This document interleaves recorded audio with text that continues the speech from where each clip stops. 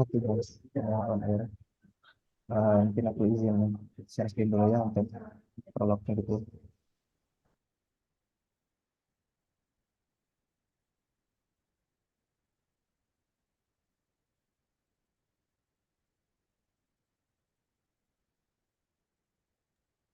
Kalau aku mulai ya.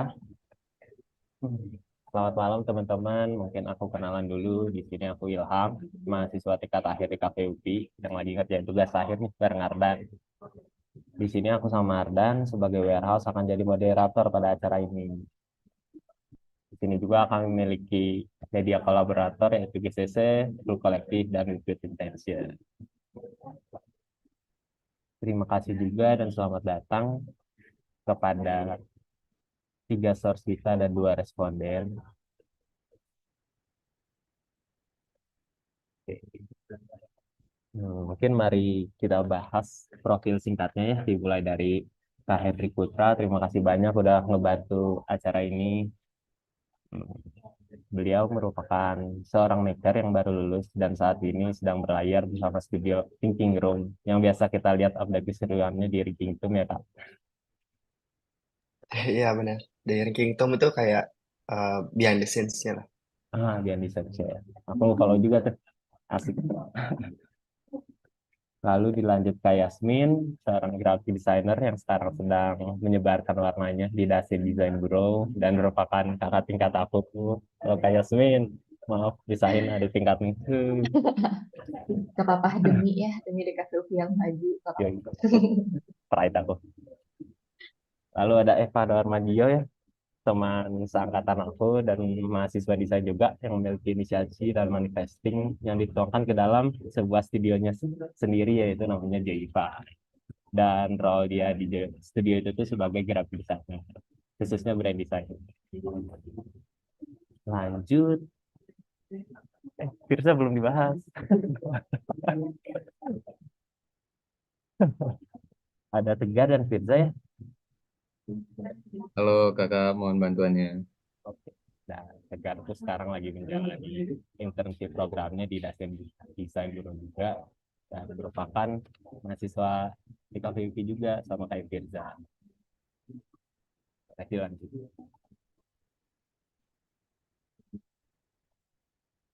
Nah, di sini aku pengen jelasin pick and pack buat yang masih kurang ngerti atau belum terlalu paham. Jadi pick and pack ini tuh sebenarnya singkatnya diskusi yang membahas lingkup seni dan desain dan diinisiasi oleh aku sama Ardan sebagai warehouse dan kebetulan warehouse adalah toko buku desain yang menjadi tugas akhir aku dan aku pengen ngingetin lagi eh, di Pick and Pack ini semuanya yang ada terjadi di sini itu akan direkam dan hasilnya akan diolah menjadi data untuk perancangan bukunya Ardan yaitu Reka Lestari dan sebagai tugas akhir Ardannya juga. Lalu untuk perancangan toko buku aku sendiri sama Ardan. Nah, pada acara kali ini topiknya itu Exploring Sustainable Branding Practices for Environmental Responsibility in Design and Business. Kenapa mengenai sustainable branding ini boleh dilanjut oleh Hardan.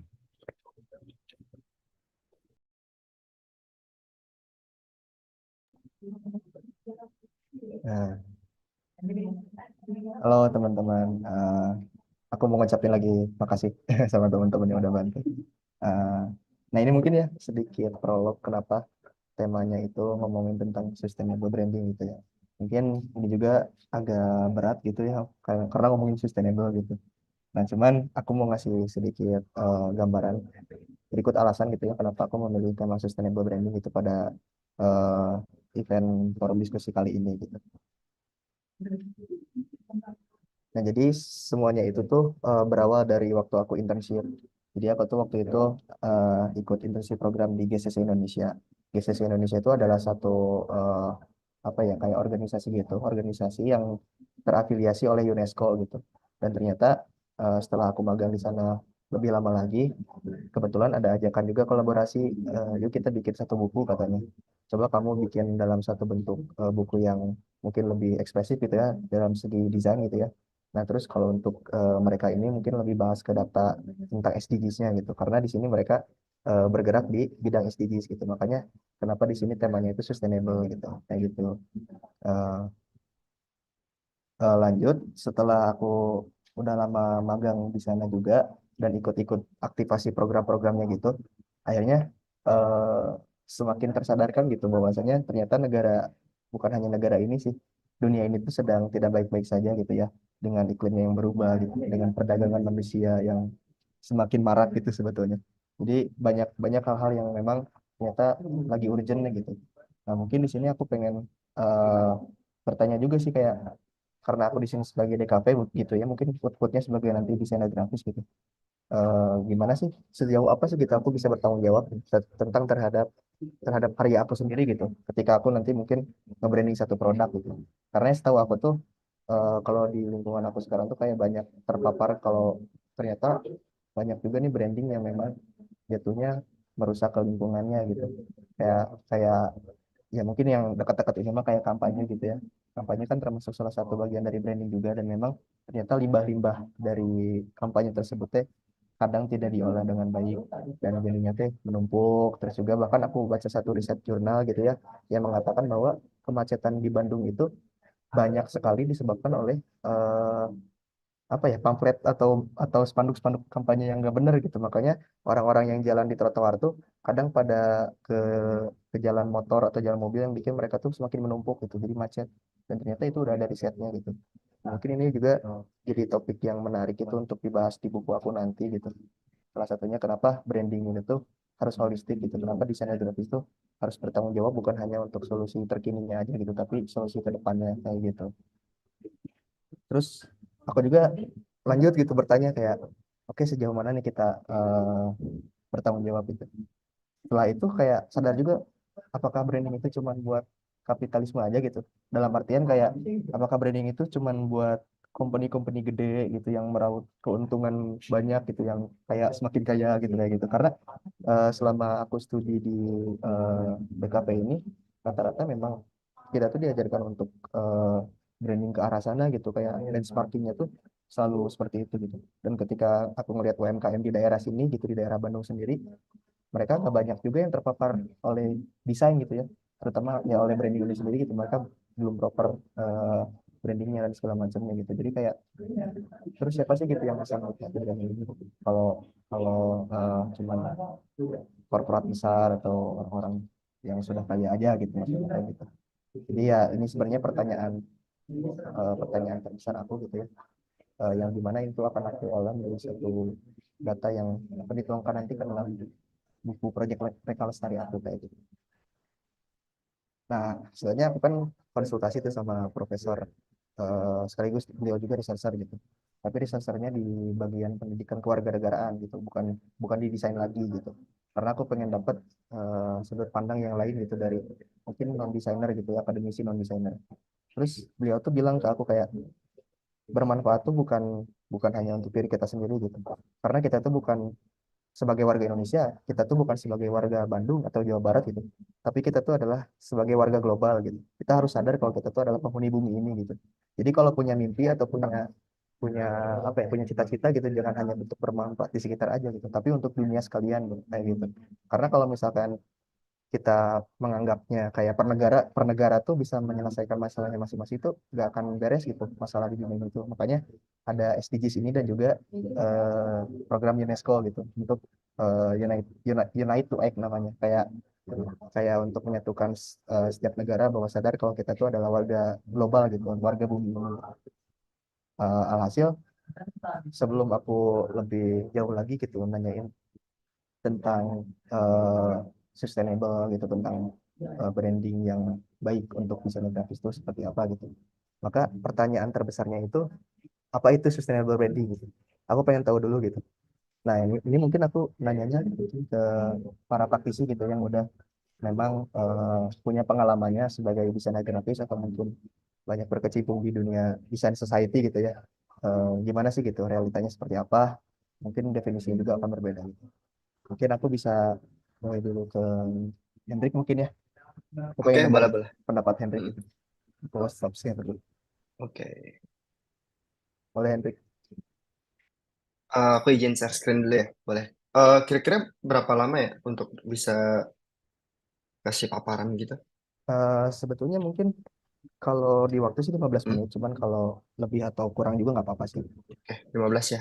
Iya, ya, aman-aman. Oke.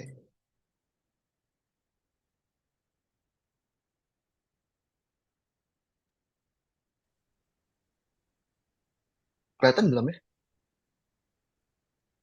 Aman-aman, udah Oke, muncul. sip. Oke,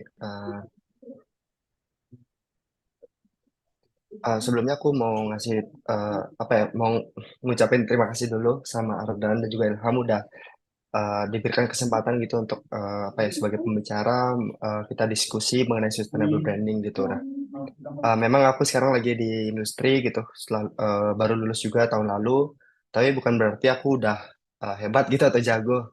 Aku pun sampai sekarang masih belajar gitu. Aku akan selalu belajar sih. Jadi nggak pernah puas terhadap diri sendiri gitu dan terhadap ilmu yang aku punya juga. Oke. Eh, ini menarik banget sih pertama kali dikasih tahu sama Ardan mengenai sustainable branding ini karena uh, honestly ini tuh kayak I'm very passionate about gitu karena aku emang branding tuh suka banget gitu suka bukan cuma visual ya soalnya kalau kita ngomong branding itu kan bukan cuma identitas saja gitu bukan visual identity tapi banyak hal gitu terus juga sustainable nah ini karena aku orang Bali dan aku orang Hindu jadi aku punya filosofi sendiri gitu terhadap sustainability ini nanti aku jelasin lagi di presentasiku. Oke, nah sustainable branding. Sustainable branding itu bukan cuma untuk menciptakan sebuah identitas brand, tapi tidak juga hanya untuk profitable, tapi juga bersifat ethical, environmental, dan juga social responsible kayak gitu. Jadi kayak dalam kita menciptakan suatu brand yang sustainable, itu di zaman sekarang gitu, itu akan sangat-sangat uh, meningkat gitu dalam hal marketing dan juga salesnya. Tetapi di sisi lain juga kita bisa memberikan dampak yang positif atau dampak yang baik lah gitu terhadap lingkungan atau bumi kita ini.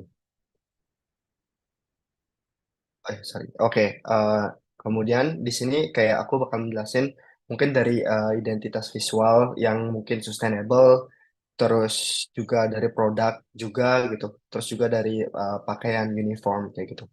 Nah, sejujurnya aku kayak di Thinking Room bukan sebagai desainer sih, lebih ke project manager juga gitu. Tapi aku gitu as a person, as a designer itu aku nggak menutup diri hanya untuk identitas apa hanya untuk di cafe doang. Walaupun aku lulusan di cafe gitu, tapi aku juga sangat-sangat passionate terhadap arsitektur, produk dan juga filosofi kayak gitu sih.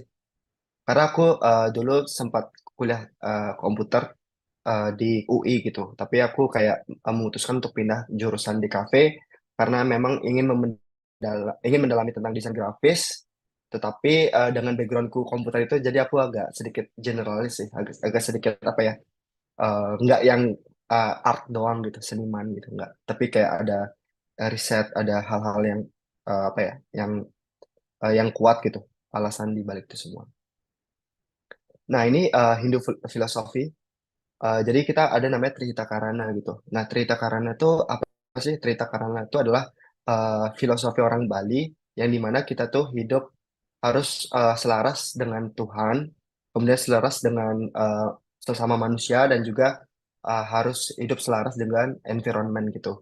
Nah, dengan kita menjaga gitu ya kehidupan kita terhadap filosofi ini niscaya hidup kita bakal balance, bakal seimbang gitu. Nah, dan aku percaya banget gitu terhadap itu. Karena ketika kita consume doang gitu tanpa memperhatikan waste yang kita hasilkan, itu kita bakal stres juga gitu terhadap apa sebagai manusia gitu. Karena kita punya responsibility juga terhadap lingkungan yang kita hinggap atau yang kita hidupi ini gitu. Dan fun fact juga, sebenarnya Bali itu menjadi pulau studi yang terbesar terhadap sustainability gitu. Temanku ada yang di UI juga, dia ngambil teknik industri, sekarang dia ke Bali. Sebelumnya kerja di Jakarta, tapi memutuskan untuk balik ke rumahnya ke Bali karena dia baru tahu gitu kalau misalkan Bali itu sebagai pusat dari sustainability ini. Eh, Nanti aku akan jelasin lagi sih, kayak yang tadi foto di awal itu ada Potato Head yang di Bali. Nah itu keren banget sih hotel itu menerapkan tentang sustainability. Nah, oke, kemudian di sini aku mau jelasin tentang brand itu sendiri gitu. Dari Alina Wheeler, yang dimana kita sebagai mahasiswa pasti tahu terhadap sosok ini gitu. Nah, Alina Wheeler, brand itu ya bukan cuma sebuah visual doang gitu, bukan cuma identitas visual doang, tapi di dalamnya ada public relations, ada environment juga, exhibits, sales promotion, products, services, signage, employees, packaging, dan lain-lain. Nah, uh, jadi brand itu adalah holistik dari semua itu gitu. Kita tuh nggak bisa hanya berpusat pada satu titik, misalkan visual identity doang, tapi kita nggak memperhatikan employees atau salesnya. Nah itu sama aja gitu, itu bukan suatu brand, tapi ya maksudnya hanya kuat di visual identity doang. Sama juga misalkan kalau fokus ke produk doang, tapi tanpa menerapkan visual identity, nah itu juga nggak bagus gitu ya brandnya. Jadi dia hanya berfokus kepada produk itu gitu. Jadi definisi brand dari Alina Wheeler ini adalah suatu hal yang holistik gitu. Jadi dari semua sisi itu saling memperkuat gitu. Itu brand. Kemudian untuk sustainability juga ada dijelaskan di dalamnya buku Alina Wheeler juga. Nah, ini aku juga baru tahu kalau misalkan dia ngejelasin tentang sustainability, jadi ada misalnya reuse, recycle, renew, ada design smarter, reduce carbon footprint, use renewable resources, dan lain-lain gitu. Jadi intinya sih tentang eco atau green gitu, konsep-konsep hal seperti itu. Oke, jadi kan kalau misalkan tadi kita ngomongin brand, terus sekarang kita ngomongin sustainability kan berarti kita nggak apa ya nggak jauh-jauh lah dari hal itu gitu. Jadi dari sebuah holistik tadi dan bagaimana menerapkannya dengan eco atau green kayak gitu. Nah, kemudian aku coba riset juga gitu mengenai sustainable di Google Trends tuh seperti apa sih? Karena kan kita Gen Z nih gitu, jadi sangat-sangat apa ya? uh, Kita tuh dekat dengan sosial media, teknologi, internet gitu. Nah, di Google itu karena Google dari 2004, jadi hanya aku cuma dapat dari 2004, nah itu sempat menurun di antara 2009 sampai 2015 gitu. Tapi trennya meningkat lagi di 2015 sampai 2024 atau tahun ini gitu. Nah, sedangkan berdasarkan region Indonesia tuh di nomor ke-44 gitu. Tapi yang paling apa ya, paling sering nge-search dan apa ya paling terpapar terhadap sustainable ini ya negara-negara Eropa, negara-negara Afrika dan juga negara-negara di Amerika Selatan gitu. Tapi nomor satu sih di ini ya di Afrika kebanyakan. Asia tuh masih di belakang lah. Tapi 44 itu lumayan tinggi juga sih. Nah, kenapa sih sustainability branding itu penting gitu? Nah, di sini aku dapat 3 poin yang sangat-sangat penting. Yang pertama, enhance brand reputation terus through sustainability. Jadi kayak dengan kita menerapkan sustainability, jadi brand reputation itu akan meningkat otomatis gitu. Karena apa? Karena memang ya itu tadi ya, kita hidup di bumi gitu, kita hidup di dunia dan semua orang juga agree gitu terhadap apa kalau kita tuh menjaga bumi ini gitu. Jadi dengan kita apa? Dengan kita mengangkat sustainability dan kita respect dan juga kita mengangkat value itu tentunya juga akan meningkatkan brand reputation kita juga. Terus yang kedua tuh cultivate trust and loyalty in consumers. Jadi dengan kita menerapkan sustainability branding, customer bakal lebih percaya dan juga loyal terhadap produk-produk kita gitu. Karena apa ya? Karena ya itu tadi ya, maksudnya manusia juga aware gitu terhadap lingkungan gitu. Tapi kalau misalkan kita memang mengedepankan value itu gitu, mereka akan juga agree akan hal tersebut gitu dan setuju dan bahkan support gitu terhadap hal tersebut. Yang ketiga adalah drive innovation and efficiency with sustainability. Sustainability itu kan sebenarnya ini ya, bagaimana kita uh, menggunakan waste atau footprint yang sedikit atau seminimum mungkin gitu. dengan menciptakan suatu produk atau inovasi gitu.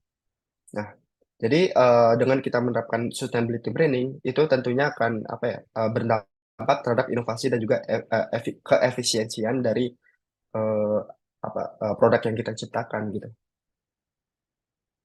Nah, ini ada beberapa. Nah, ini yang pertama, case yang pertama itu ada A Few Lines, One Word dari Gary Anderson and the Universal Recycling Symbol. Nah, ini aku dapat dari It's Nice That sih.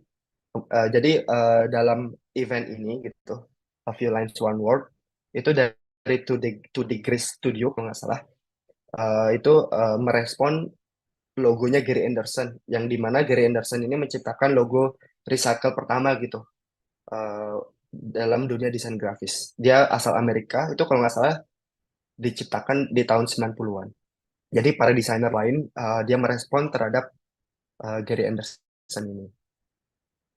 Nah, ini Desa Potato Head, aku orang Bali, jadi sangat-sangat kayak merekomendasikan lah kalian untuk datang ke sini karena ini tempatnya sangat bagus dan dia menerapkan zero waste gitu. Nah, tagline dia Good Times Do Good. Jadi dengan kita dengan waktu yang kita punya gitu gimana kita bisa enjoy dengan kehidupan di sana gitu dari DJ atau dengan kita ikut recycle dengan kita membersihkan pantai kayak gitu-gitu sih. Itu seru banget di sini. Betul aku nggak disponsorin sama mereka. Semoga one day. Kemudian nah ini karena aku di kafe dan aku mungkin di industri ini juga, aku ingin mengangkat tentang brand identity itu sendiri. Ada nggak sih yang aspeknya tentang sustainability gitu? Nah, di sini aku ada dua case sih. Yang pertama tuh Coca-Cola dan juga yang kedua ada German Federal Government logo.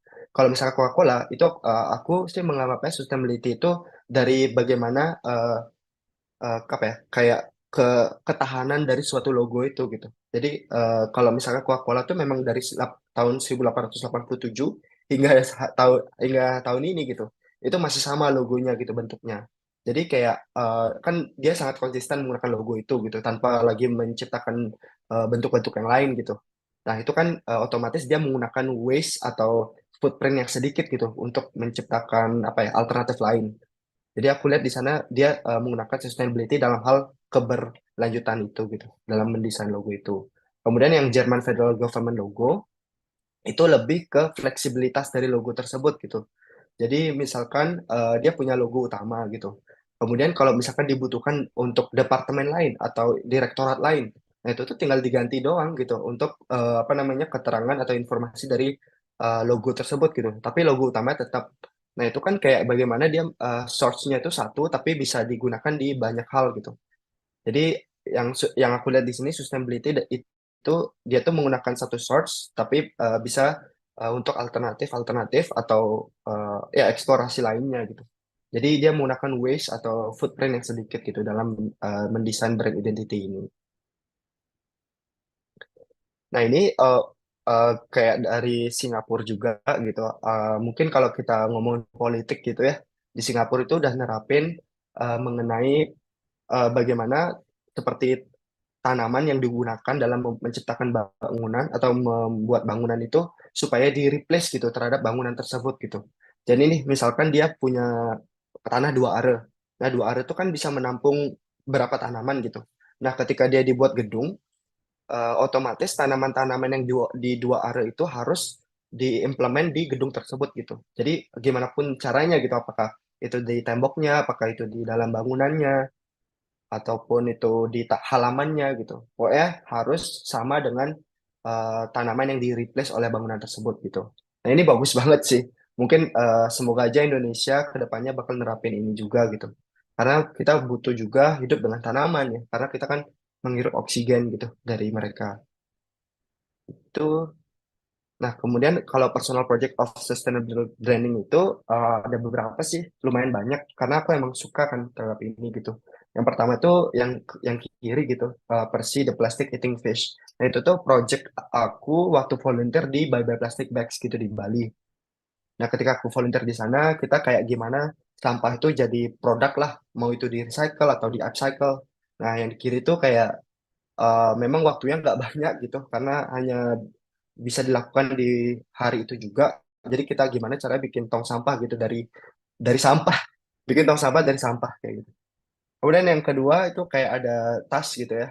Nah, di sana aku kayak berkonsep juga sih dari tulisan Re itu sebenarnya. Re itu bisa apa aja sih? Ada rethink, reuse, apa rebranding, pokoknya re lainnya lah gitu. Nah, jadi kan kalau misalkan kita apa ya, dari core-nya Re itu adalah bagaimana kita kayak mengulang kan, mengulang seperti tote bag gitu. Gimana cara kita mengulang dalam menggunakan tote bag tersebut gitu hingga tote bag itu ya digunakan terus secara terus menerus sampai benar-benar rusak atau benar-benar hancur lah kayak gitu.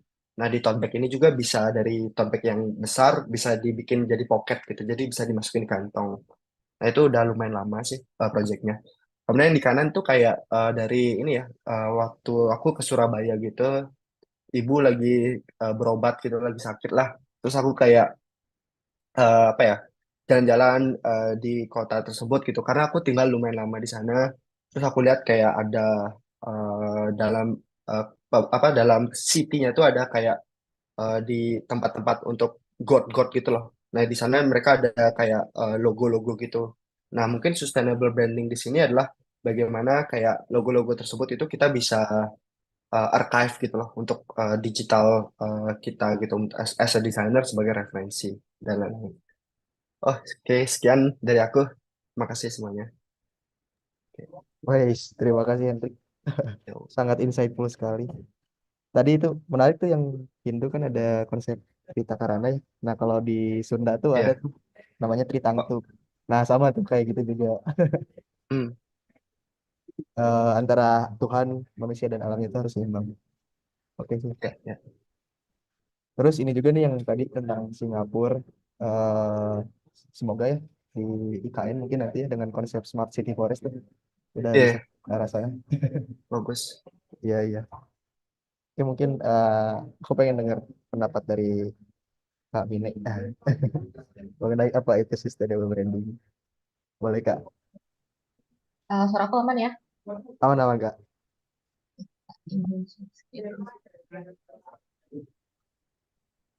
Oke, udah muncul? Udah. Aman Kak. Aman. Oke. Mungkin di sini aku lebih ke melengkapi aja sih ya dari yang tadi udah dipaparin sama Hendrik juga. Dia apa maksudnya tadi udah lengkap banget sih aku lihat dan menarik-menarik juga gitu. Bahkan yang belum aku tahu aku jadi tahu gara-gara dengar kamu. Nah, kalau ngomongin sustainable design, sebenarnya sustainable design itu apa sih? Sebenarnya sama kayak yang disebutin tadi juga gitu. Ini tuh gimana caranya kita eh, untuk mengkomunikasikan brand komitmen atau brand value melalui desain ramah lingkungan dan mengajak juga consumer untuk melakukan perubahan positif gitu ke lingkungannya gitu. Nah, kalau ngomongin soal sustainability design, sebenarnya kita tuh hidup di dunia yang seperti apa sih sekarang ini?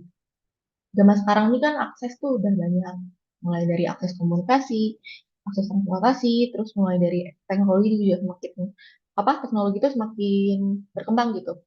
Nah, tapi di samping itu tentunya kita juga punya challenge yang besar nih. Salah satunya adalah climate change gitu yang memang lagi diusahakan sama kita untuk sekarang gini gitu. Gimana sih caranya untuk mereduksi climate change ini?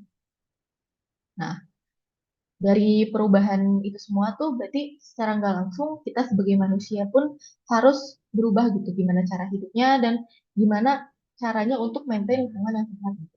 Dan sekarang tuh kita lagi ada di gerbang new age gitu antara eh, transisi dari dunia yang lama gitu yang mungkin serba masih aksesnya belum banyak ke dunia yang mungkin aksesnya semakin mudah gitu. Kita tuh ada di tengah-tengah itu sekarang dibilang udah maju juga belum, tapi dibilang belum maju juga enggak. Nah, kalau ngomongin sustainable design, tentunya kita pasti akan bersinggungan sama ngomongin science nih. Science itu tuh tujuannya adalah pasti ada hubungan eratnya sama sustainability gitu, karena di mana science ini punya goals utama yaitu gimana caranya biar bikin sebuah produk yang sustain juga dan bisa dijangkau sama semua orang atau inklusif gitu kurang lebih.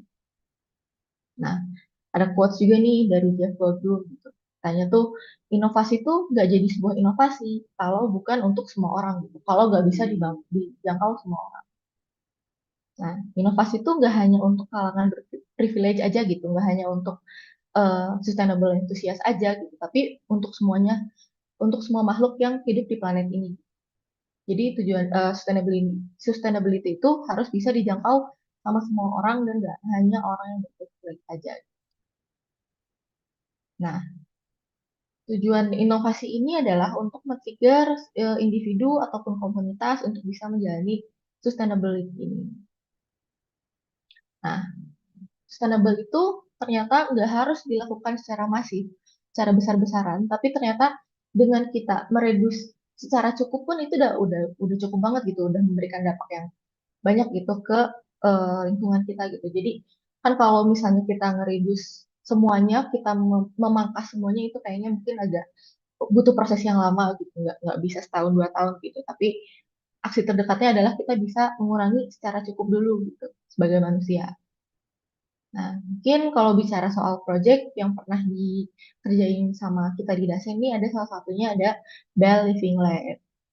Nah, apa sih Bell Living Lab itu? Bell Living Lab ini tuh dia produksi leather yang terbuat dari ampas kopi. Nah, ampas kopi ini tuh mereka ambil dari ampas-ampas coffee shop nih, karena kan ampas kopi itu dia nggak punya harga lagi nih, nggak ada value lagi. Nah, sama mereka dibuat jadi value.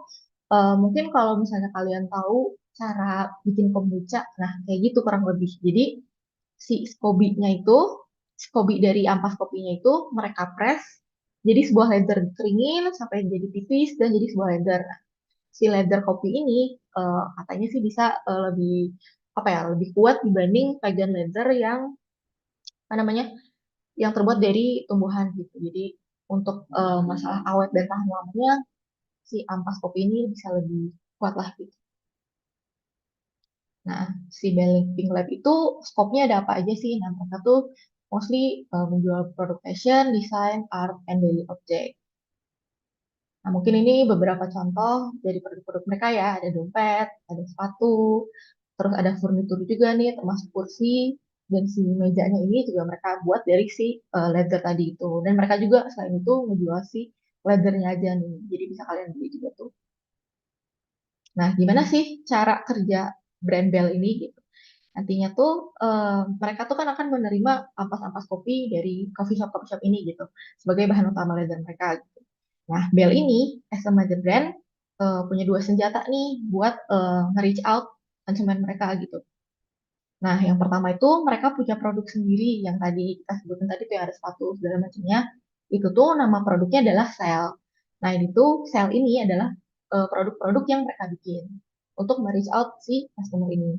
Dan ada juga mereka tuh melakukan kolaborasi juga nih sama brand lain gitu. Contohnya kemarin mereka habis kolaborasi sama Kopi Kenangan, bikin sebuah produk, dan juga kemarin sempat kolaborasi sama ITB juga bikin merch ITB kan, kayak ada beberapa yang terbuat dari leather, nah pakai leathernya mereka. Jadi aktivasinya nggak hanya dari mereka sendiri, tapi dari kolaborasi dengan orang-orang.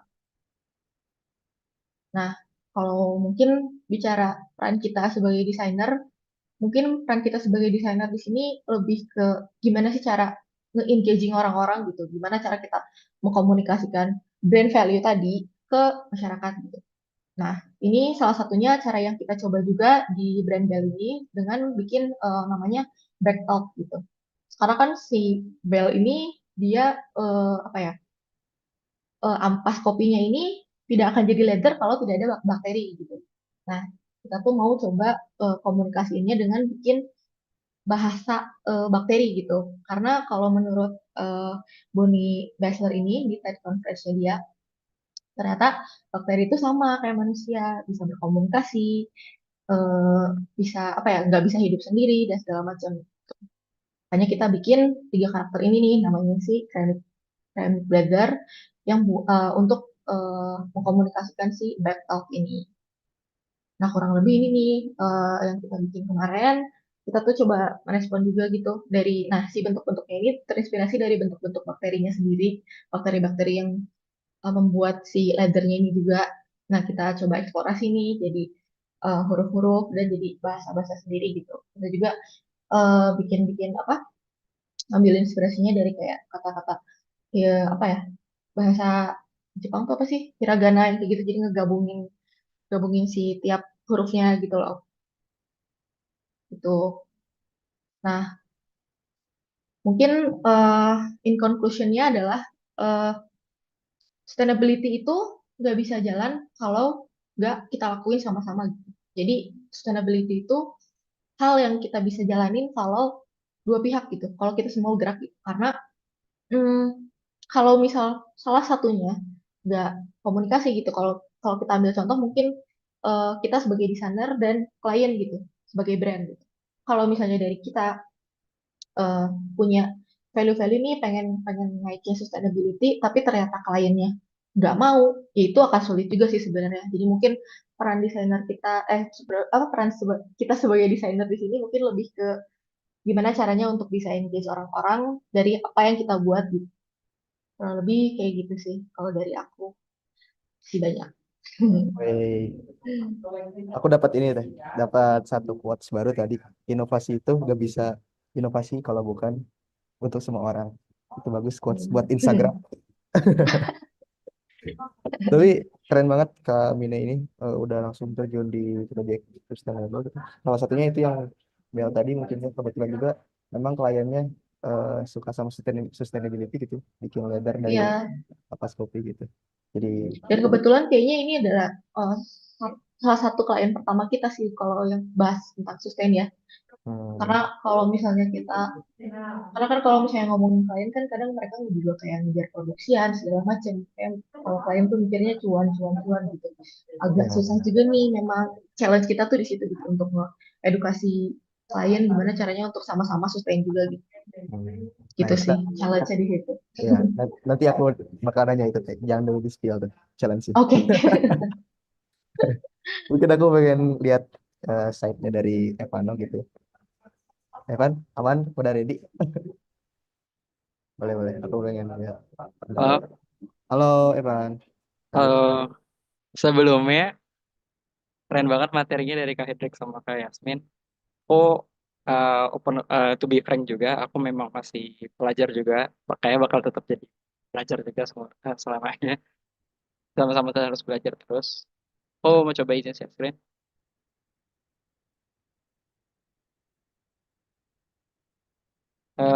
Udah muncul? Udah kan? Aman. Udah. Aman.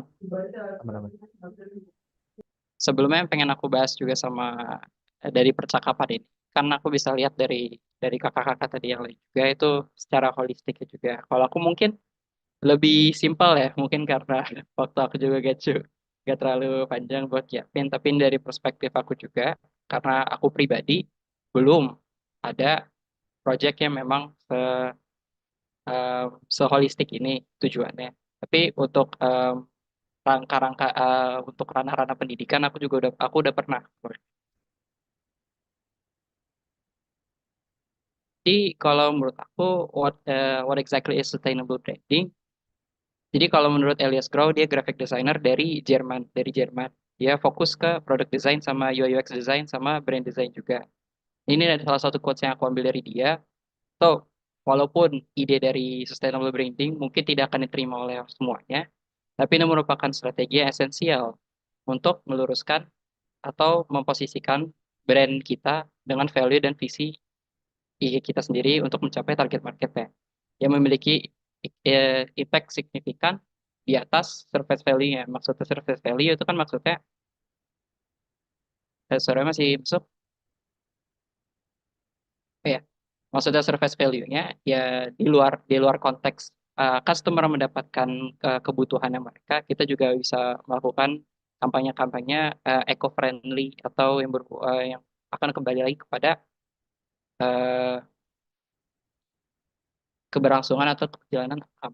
Sustainable branding ini merupakan approach untuk yang berfokus pada suatu komitmen company untuk mensupport atau mendorong social responsibility untuk peduli dengan lingkungan.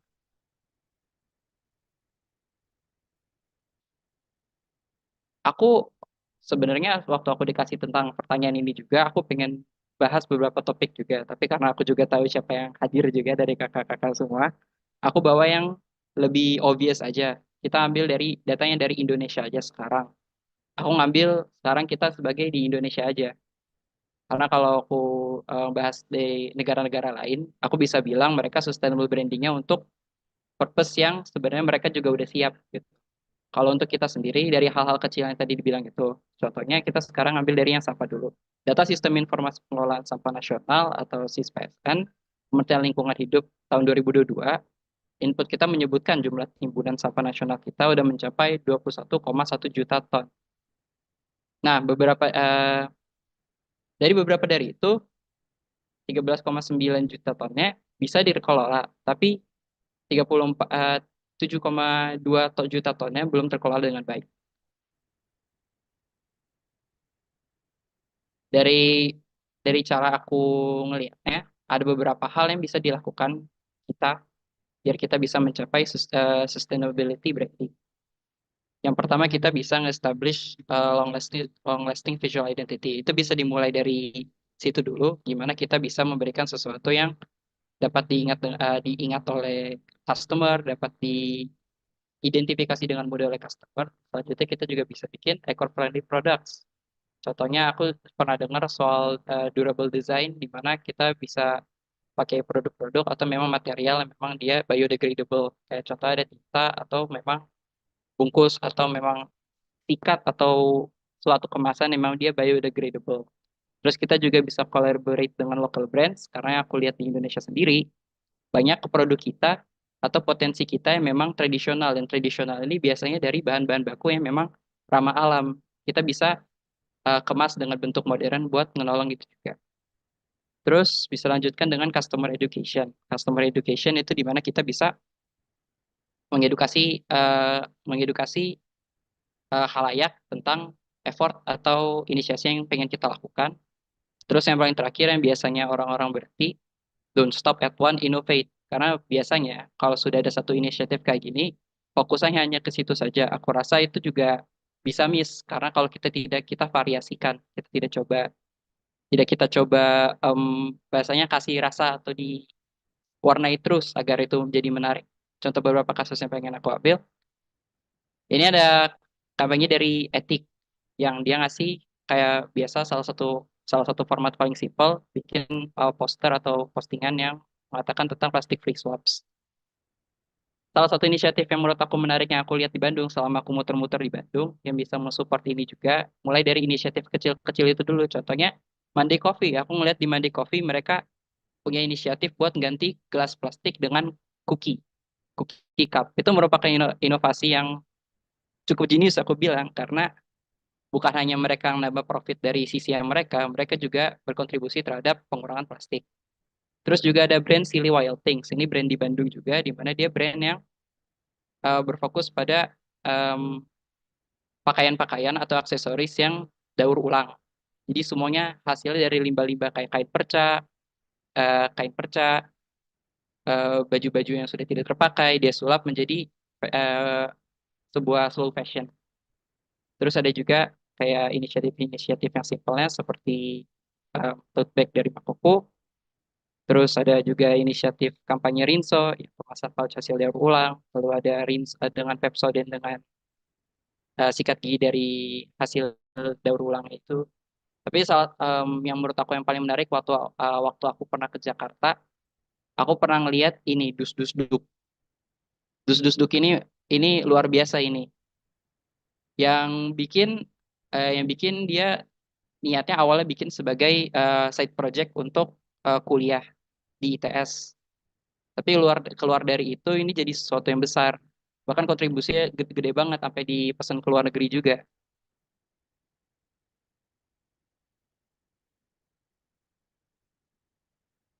Kalau dari aku segitu pandangan aku.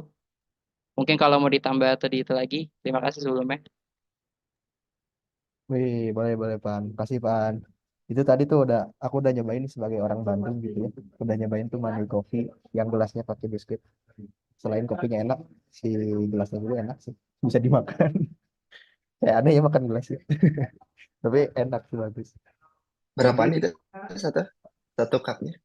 berapa ya? Berapa ya Pan? 20-an gitu ya?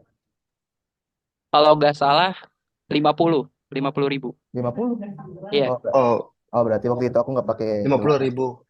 50.000 satu. Iya, Oh, oke. Itu udah sama kopinya kan? Bisa nggak gelas gelas. ini? Udah. Iya, sama aku kopi, pegang. Iya. sama Oke, kopi juga. boleh deh nanti. Coba. Nah, ini soft Thank market you Evan nih. infonya. Ambasador jangan-jangan Pan. Nah, Oke, mungkin kode referral ya. kode referral. Mungkin sebelum aku sama Ilham kayaknya mau nanya-nanya lebih lanjut tentang riset dan juga dari paparannya menarik sekali. Mungkin aku pengen ke penanggap dulu nih, dari Tegar gitu ya. Aman kan? Silakan jika ada yang mau ditanggapi gitu dari ketiga paparan Halo, tadi. ada suaranya nggak? Aman Gar. Oh, bajunya udah climate change, SDGs banget. Eh, Tadi keren-keren banget gitu ya materi-materinya, dan juga insightful parah lah gitu, kayak tadi entah itu brand-brand yang emang sekarang lagi udah mulai menunjukkan kepeduliannya terhadap sustainability, movement-movement yang sekarang banyak juga, lalu hal-hal kecil bahkan dari kita sebagai mahasiswa sendiri juga udah mulai banyak gitu ya sekarang tentang sustainable ini gitu. Tapi di satu sisi aku juga ngelihat tadi bener yang dikatain itu, nampar banget yang tadi katain Teh Yasmin gitu ya, mengenai kita tuh nggak bisa sendirian gitu. Kita nggak bisa merubah hal ini sendirian. Kalau ada kedengaran nggak tahu ngelag? Kedengeran. Oh, ada. Nah, kita tuh nggak bisa ngerubah sesuatu segede ini dengan hanya bermodalkan misalkan aku bisa nih ngerubah gitu.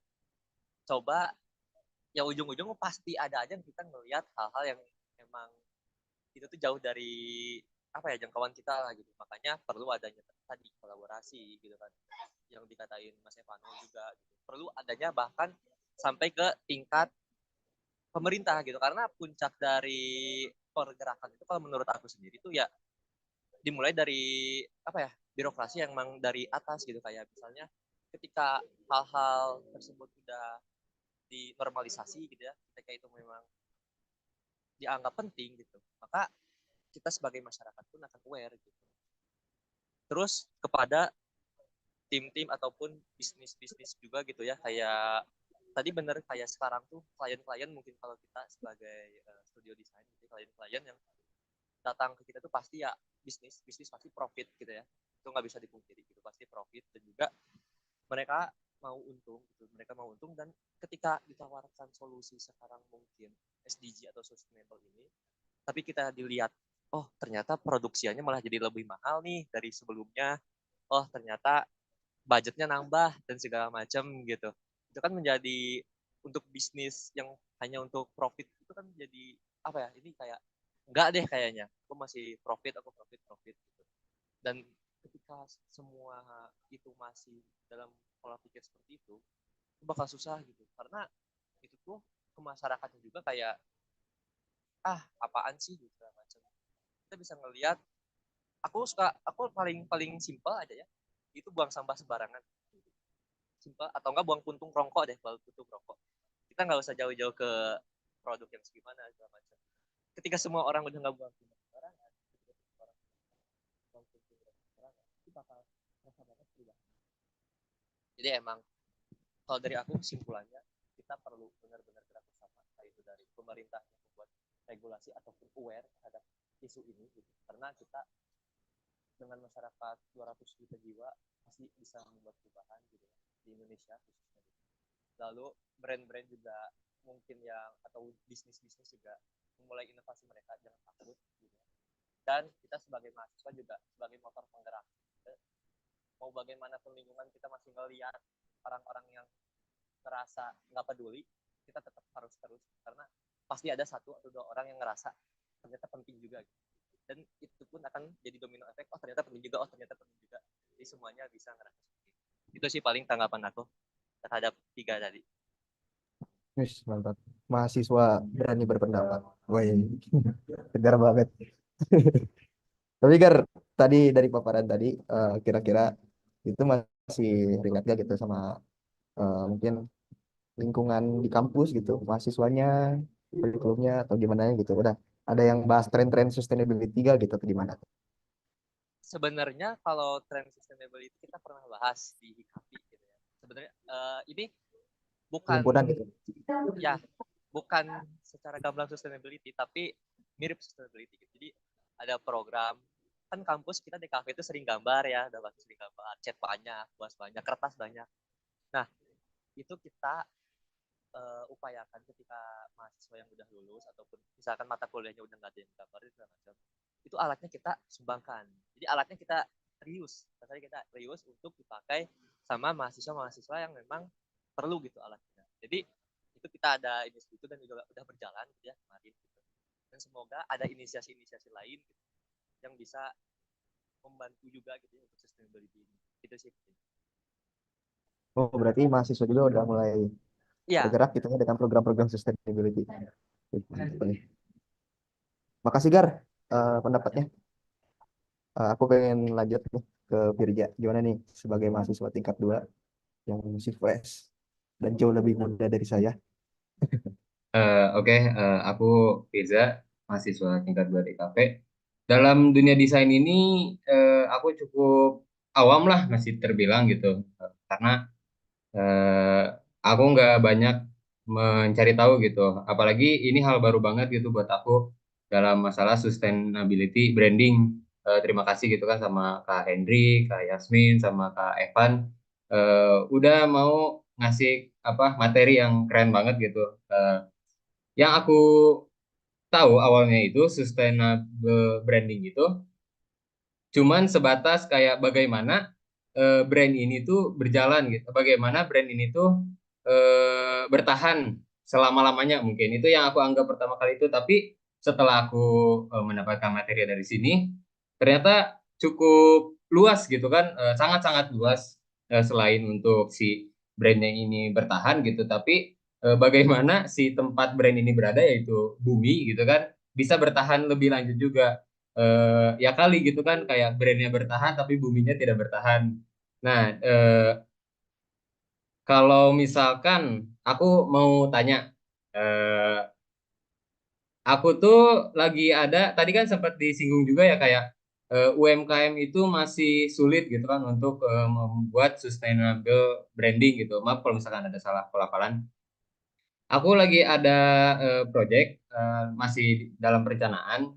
Jadi yang aku pengen lakukan itu mau rebranding UMKM yang ada di sekitar aku dulu, entah di sekitar Bandung atau mungkin di sekitar tempat tinggal aku di asal di Bogor gitu.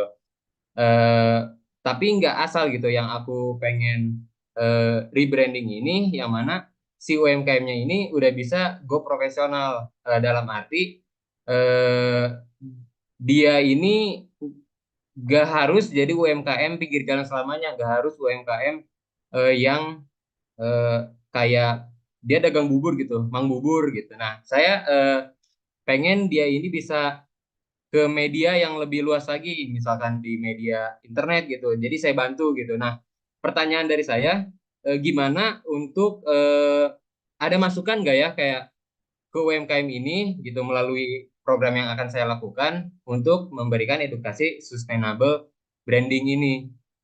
Entah mungkin dari pembuatan logo brandingnya itu atau mungkin nanti dalam pengemasannya atau sejenisnya gitu. Sekiranya memang bisa ada gitu masukan. Terima kasih. Sekian. Oke, makasih Firja atas pertanyaannya. Mungkin bisa dijawab dulu sama Hendrik kali ya. Ya, Yasmin dulu deh. Baru aku. Oh ya, dulu. Boleh, boleh. Oke. Tapi tadi, boleh, boleh, Yasmin. Kayak Yasmin. Kenapa ada yang ngomong? Boleh? Tadi sedikit menanggapi yang Firja aja sih, katanya kan baru tahu gitu ya, ternyata sustainable brand itu bukan hanya ya brandnya ada, bukunya hilang gitu. Bukan hanya Itu keren sampai sih, kayak quotes gitu gitu, boleh. tapi ternyata itu bagus, quotes bagus buat Instagram lagi tuh, postingan hari ke selanjutnya. Boleh, Kak Mine, lanjut. Mungkin ya, kan kalau kita bicara sustainability itu intinya kan harus berjalan sama-sama kan. Nah, kita sebagai desainer sama klien tuh sebenarnya kalau mau jalan nih si sustainability-nya harus punya value yang sama, harus punya visi misi yang sama gitu buat achieve si sustainability gitu. Kalau mungkin kita nyinggung soal UMKM ya, kalau misalnya kita ngomong sustainability, perusahaan besar pun masih susah gitu sebenarnya yang mereka, padahal modal tuh udah ada gitu. Mereka uangnya pasti banyak. Tapi untuk menjalankan si sustainability itu kadang tuh mereka nggak mau gitu, karena mereka mikirnya profit, profit, profit gitu. Nah, sementara UMKM ini kan faktanya ya maksudnya ibaratnya mereka modal pun masih secukupnya gitu, belum sebesar si company-company besar ini gitu. Mungkin hal yang paling mudahnya adalah ya kamu sebagai desainer bisa coba nih, kayak misal tadi tukang bubur gitu, ya sedikit-sedikit ngasih doktrin gitu ke si mang buburnya, mang jualan teh jangan pakai styrofoam gitu. Dimulai dari situ aja mungkin ya. Tapi kembali lagi gitu, kita nggak bisa juga nih memaksakan si klien untuk satu jalan sama kita gitu, karena kan memang kita tuh di sini tugasnya hanya mengkomunikasikan dan mengedukasi gitu. Kalau misalnya untuk logo sendiri, hmm, pengalaman aku ya gitu, sebagai ya setahun ke belakang jadi desainer gitu, klien tuh kan banyak yang banyak maunya gitu, banyak minta ini, minta itu gitu. Bahkan tuh kadang logo logo yang sustain itu kan logo yang bisa apa ya, bisa bertahan gitu kayak Coca-Cola gitu, dia sustain terus gitu, nggak, kalaupun diganti ya tetap formnya sama gitu, cuma diganti beberapanya aja gitu. Nah tapi pada faktanya klien tuh kadang baru juga setahun, tahun depan udah ganti logo lagi, bahkan kadang ganti logonya tuh ada yang tiba-tiba ganti bisnis gitu. Jadi asalnya jualan apa, jadi jualan apa, itu tuh banyak banget gitu. Nah itu sebenarnya challenge-nya juga kita sebagai desainer nih, gimana nih di lapangan kayak gitu. Tapi di sisi lain kita sebagai manusia juga perlu apa ya, ada kesadaran diri nih tentang sustainability. Nah paling ya dari situ kamu coba edukasi sedikit-sedikit, mungkin nggak harus yang besar dulu, tapi ya dimulai dari packaging tadi, mungkin bisa juga tuh nanti kamu bikin campaign gitu, eh, si customernya itu bawa wadah sendiri gitu misal, itu juga bisa. Itu kan nggak masuk kos siapa-siapa ya, si mangnya juga mungkin nggak beli plastik dan kitanya juga nggak ngeluarin sampah gitu kan, jadi win-win solution gitu sih kalau menurut aku. Karena ya balik lagi, sustainable itu harus jalan bareng-bareng, nggak bisa sendiri. Simpelnya gitu kali. Terima kasih Kak Yasmin. Sama-sama. Oke, Oh, mungkin iya. aku boleh nambahin ya dari Boleh, boleh. tadi udah jelasin sama Yasmin. Betul, aku setuju banget sih tentang keholistikan di mana dari semua stakeholders itu harus apa ya, visinya sama gitu, terus supaya menjalankan apa vision kita gitu terhadap brand tersebut gitu. Tapi juga kayak apa ya, hmm, misalkan tentang packaging tadi gitu, apa ya, mengenai sustainability itu aku rasa kayak nggak butuh yang kayak effort yang besar juga gitu terhadap apa perubahan itu gitu. Mungkin kita mikirnya sustainability kayak harus ngubah kayak gimana gitu, tapi sebenarnya dari hal-hal kecil pun itu udah sustainable sebenarnya. Contoh kayak misalkan ya tadi bisa bawa apa eh, ma- tempat makan sendiri gitu untuk beli makan di sana gitu. Dia dapat bonus atau dia dapat courting apalah dan lain-lain gitu. Tapi juga kayak misalkan misalkan kita punya tanaman gitu yang misalkan daun pisang, nah itu bisa dipakai juga gitu dalam apa namanya itu packaging tersebut gitu. Jadi kayak menurut apa ya, ini agak apa ya, agak tricky juga gitu karena aku emang kan kerjanya sekarang di branding gitu di perusahaan-perusahaan besar gitu. Kadang tapi dalam diriku sendiri tuh aku ya tetap orang Bali gitu dalam hal aku tuh sangat-sangat sayang gitu terhadap bumi ini, terhadap apa namanya tuh, terhadap keberlanjutan atau sustainable dari ini. Tapi kayak memang banyak gitu minta-minta dari klien tuh kadang kayak mintanya banyak kayak tadi Yasmin bilang dalam hal logo gitu gimana dia tahun depan berubah lagi, terus juga misalkan packaging gimana seefisien mungkin gitu dengan uang yang pengeluarannya paling sedikit tapi gimana bisa mass gitu digunakan gitu. Ya itu sih agak susahnya di sana juga gitu. Tapi kalau misalkan emang punya visi yang sama itu pasti jalan sih apa ya keinginan kita gitu. Dan nggak dimulai dari hal besar gitu, dari hal kecil aja. gitu sih. Dan ini juga ya, ini mungkin ada tambahan juga dalam hal apa produk itu juga ketika dia menggunakan bahan-bahan lokal gitu, bahan-bahan yang bisa digapai dalam mungkin berapa kilo dari rumahnya gitu, dengan bahan-bahan yang ada di pasar. Nah, itu udah sustainable sih sebenarnya, bukan bahan impor, bukan dari luar negeri gitu. Nah, itu sesimpel itu aja itu udah sustainable gitu. Jadi kayak kita kadang ya buat checklist gitu, kadang kita harus apa checklist juga keberhasilan-keberhasilan kecil kita gitu sehari-hari sehingga kita bisa apa ya merasa jadi agen dalam perubahan menuju sustainable itulah intinya. Thank you. Oke, terima kasih banyak. Cukup membuka wawasan ya tadi karena aku cukup sempit juga, tapi dari Kak Hendrik tadi ada tambahan yang benar-benar kena. Menggunakan bahan lokal saja sudah sustain gitu, dan itu nggak kepikiran sampai situ tadi tuh aku. Makasih banyak Kak Hendrik. Iya. Kalau kalau kata Cirebon sih ada bilang kayak gini, UMKM tuh harus bangkit, gak boleh pailit, katanya gitu. Boleh coba dari Evan, gimana tanggapannya nih? Halo Firza, sore masuk. Masuk masuk Van, aman aman. Ya, aku keren banget tadi jawaban dari Kak Yasmin sama Kak Hendrik, holistik, soal holistik itu juga jawabannya. Baik, kita tarik dulu garis garis utamanya. Kita tuh sebagai desainer tuh ladang pertempuran kita tuh biasanya itu di mana? Kita antara terlalu memenuhi kebutuhan atau kita memenuhi empati. Kesulitannya di situ kan. Sejak kapan empati di atas kebutuhan? Sejak kapan kebutuhan di atas empati? Nah, gimana cara kita bisa menggabungkan dua itu? Kalau seandainya brandnya tidak bisa diubah atau UMKM-nya contohnya dia ngejual produk yang memang pakai packaging plastik, inisiatifnya bisa kamu ubah.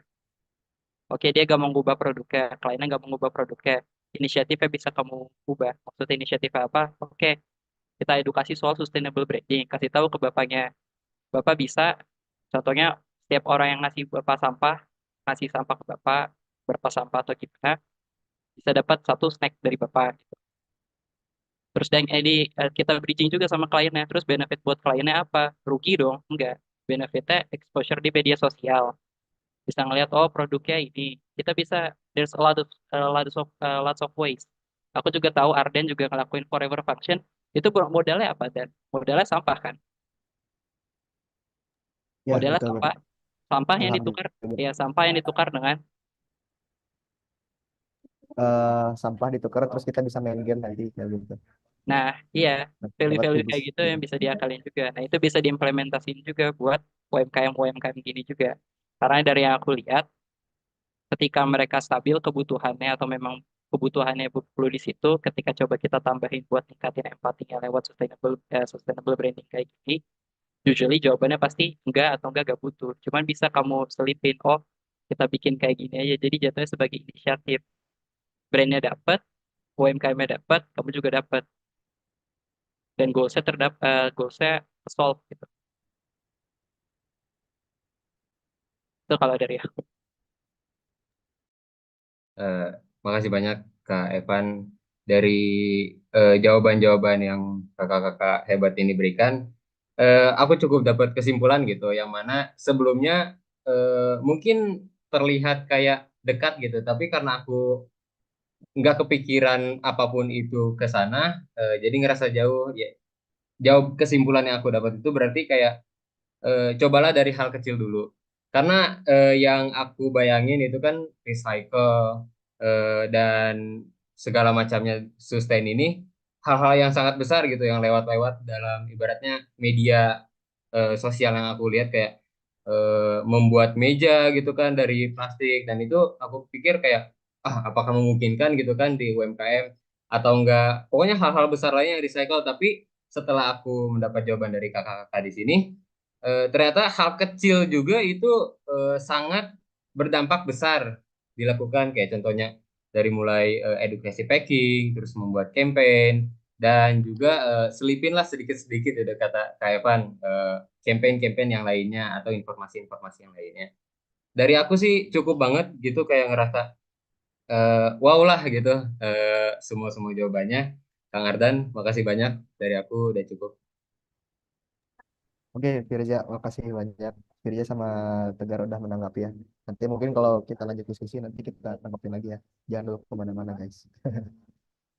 Mungkin kalau kalau buat Firza nih, mungkin rekomendasi nih dari Hendrik gitu ya. Baca bukunya Alina Wheeler yang Sustainable Brand. Ada Ethical Environment dan lain-lainnya. Bagus. Kalau Mungkin, mau deckku nanti tak kirim juga kalau mau. wah tuh ada tuh langsung tuh. Siap, siap. Ini sih Nanti ya. mungkin kalau rekomendasi buku, karena ini loh, kalau boleh cerita sedikit, aku waktu COVID itu masih kuliah, jadi aku kuliah online. Nah, aku kan ini udah kayak udah 5 kali kayak aku bilang aku dari Bali gitu. Itu ya, aku WFH, WFH, apa kuliah dari rumah. Terus potato head tuh ya cuma berapa meter gitu. Misalnya cuma berapa menit gitu dari rumah. Jadi aku sering ke sana gitu. Nah, dia tuh punya library gitu loh. Library tuh buku-buku Virgil Abloh. Gila-gila apa ya kayak gila-gila kayak buku-bukunya. Nah, di sana tuh aku nemu beberapa buku yang bagus banget gitu tentang sustainable branding gitu. Salah satunya tuh Low Tech. Coba deh cari nanti ya. Low Tech dari Julia Watson gitu. Jadi bukunya tuh bahas tentang arsitektur without architects gitu loh. Jadi kayak gimana suatu sistem gitu terbentuk dari alam gitu. Dia jelasin itu kayak gila itu bagus banget kayak dia ngebahas Bali juga gitu. Nah itu agak agak kesel sih kenapa orang nggak orang Bali yang ngejelasin itu gitu. Bahkan orang luar. Di sana ngejelasin tentang sistem irigasi Subak Bali gitu. Eh, apa ya? Tahu ini nggak ya brand Sukacita, teman-teman di sini? Oke, mungkin kalau ada yang belum tahu, aku kasih tahu sedikit. Jadi Sukacita itu kayak tentang fashion brand gitu, tapi dia menggunakan power dari ibu-ibu gitu untuk membuat brand tersebut gitu. Jadi dia ke desa-desa gitu, uh, ke ibu-ibu yang dulunya udah lama nggak membatik atau indigo, dia ke sana untuk kayak ngejalanin itu semua. Tapi dari bahan-bahan itu menggunakan bahan-bahan alam gitu, semuanya. Itu kenapa mahal banget itu barangnya karena memang apa ya apa memang handmade gitu dan limited juga gitu untuk kuantitinya. Nah, di sana tuh aku lumayan ngikutin juga foundernya Denika Flash namanya. Nah, si Denika Flash ini udah menang beberapa awards dan dia kayak ngasih tahu apa dia waktu ini ikut endgame-nya Pak Gita Wirawan gitu. Nah, di sana dia bilang kayak ilmu-ilmu yang sustainable yang kita punya, nah itu tuh uh, diambil gitu sama Barat gitu, dijual di sana gitu. Padahal itu sebenarnya ilmu-ilmu yang kita punya sehari-hari gitu. Contoh kayak regenerative farming. Nah itu tuh namanya ada itu namanya di Indonesia itu uh, ntar ya aku cari sebentar. Jadi regenerative farming itu hmm, bentar.